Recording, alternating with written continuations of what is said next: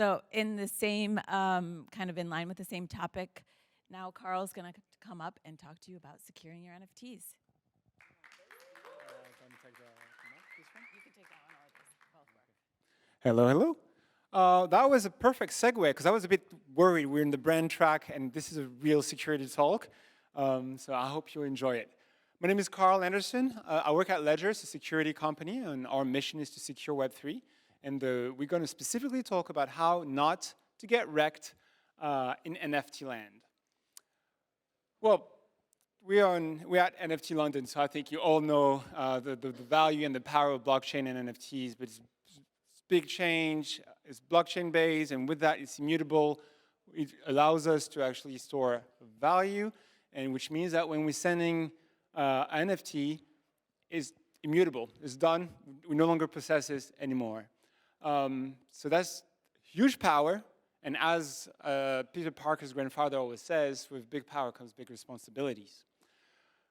So how do we secure this? The basic, when it comes to blockchains, everything starts from your private key. This is the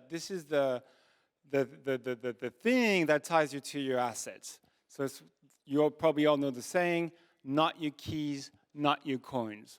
It's all based on a public-private key cryptography. So you have your public address, which is known to everyone. Everybody can send you a set to this address, and everybody can see what you own on the blockchain. And that's just like a mailbox. And then your private key is the one that gives you access to whatever is in that mailbox. You then have several options to actually store your digital assets. I think the first one is software wallets. If you're going in self-custody mode, here on the screen you can see MetaMask. There's plenty other ones.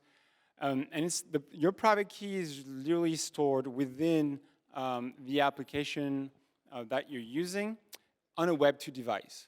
So the limitation to this is that obviously our Web 2, our iPhones, our Android phones, our websites, it's all in Web 2 infrastructure. It's meant to create a lot of information, do a lot of different things, and it's not with security at heart, which is okay when you're generating information.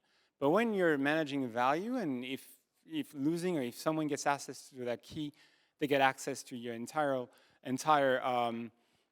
digital assets, basically, and digital wealth, then that can become an issue. And this is why hardware wallets come in. This is where they come in, because they're devices that are specifically built to store your private key. That's all they do. They don't have millions of different applications doing zillions of things.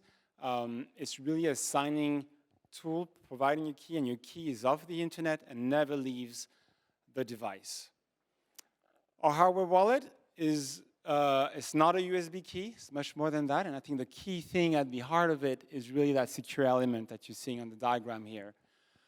The secure element is a technology that we've been using for ages now. It's the same technology that we're using in smart cards that we have in our credit cards, and it's built and has been protecting our secret and value for decades now. But I think the difference and why it's not a USB key, what we built here, is that on top of this, we actually build an operating system that allows to control the screen and the buttons, so the entire stack is completely secure. And this is the world first and unique with the Ledger ecosystem. The trusted display, and we're going to get back to this a bit later in the presentation, is a key element there because it allows you to verify what you're signing.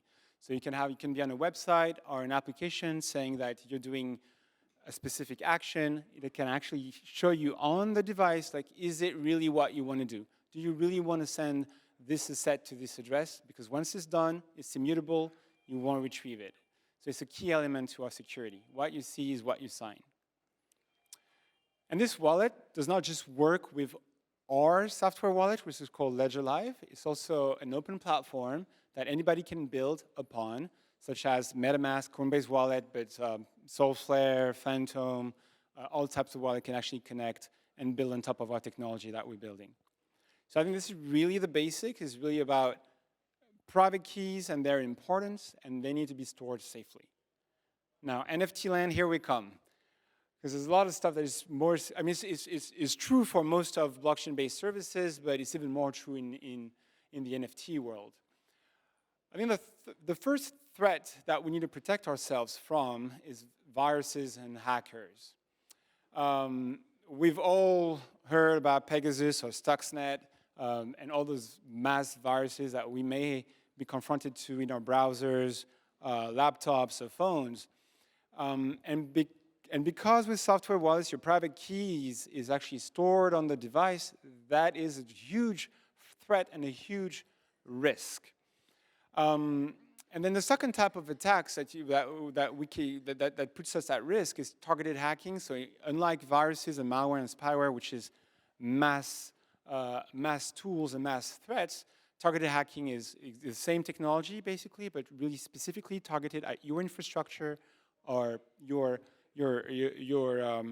assets. And so our solution, because because your private key is not on your laptop, it's a way and it's on a device that solely and only handles those key and the signing, it kind of protects you from that, away from those kind of risks. Now the second threat is obviously physical loss and robbery. Like what happens if I lose my Ledger wallet, essentially? So that's actually fine. First of all, because the private key that is generated and stored on the wallet comes from a 24-word recovery phrase that you set up at the very beginning. And so if you lose or your wallet gets stolen from you, you can actually recreate the same private key on another wallet, and it can be MetaMask or even another Ledger wallet if you want to. So that's always safe. And it's key because a few slides before I was telling you about the ability of a secure element. The secure element is laser-proof. The way it's built as well is we're proof from side channel attacks. You can check it out on our YouTube channel. We got great videos explaining those and showing how we're protecting users from them.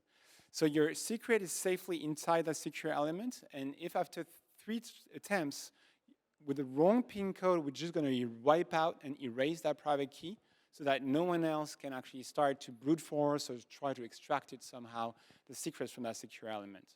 So it's all safe. And then you can just recreate it on another hardware wallet, provided that you have your 24 words. And then the last threat is really about getting scammed. That's what we're seeing a lot in the NFT space, a lot of scamming happening. I think the first one, we're all familiar with that. It already existed in Web 2, but it's even more crucial in Web 3 is phishing. So it's website pretending to be someone else and trying to extract from you your private key, your 24 words. So if anyone ever asks you about your 24 words, they're trying to rob and steal from you. Like you should run away, let the police know that they're trying to scam you. No one should ever ask you for your 24 words. It's a phishing attempt. And another really classic scam, is actually blind signing.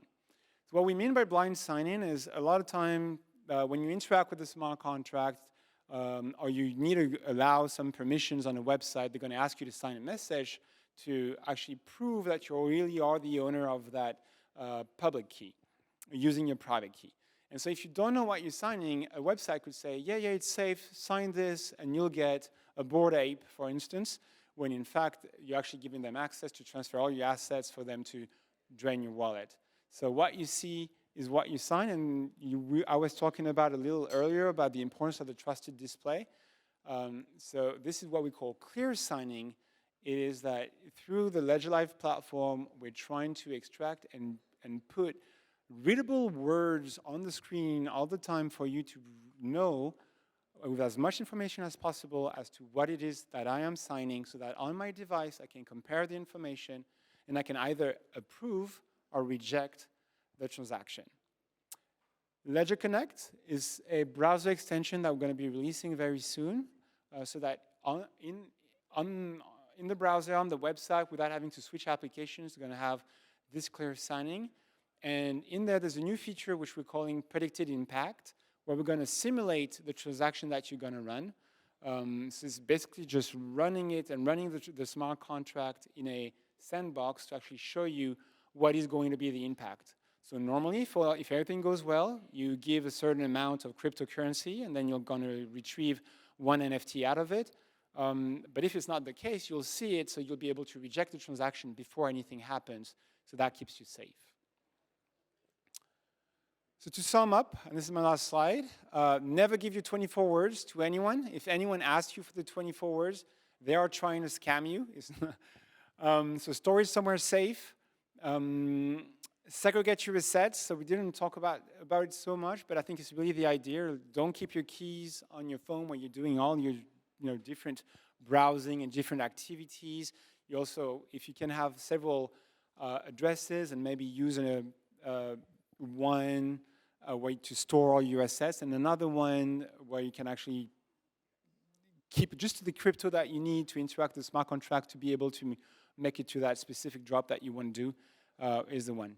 And then beware of signing messages. We talked about it. Clear signing is the key. What you see is what you sign, and whatever you sign is irrevocable. So be safe, everyone. And that was it. That was 10 minutes about security. Any questions?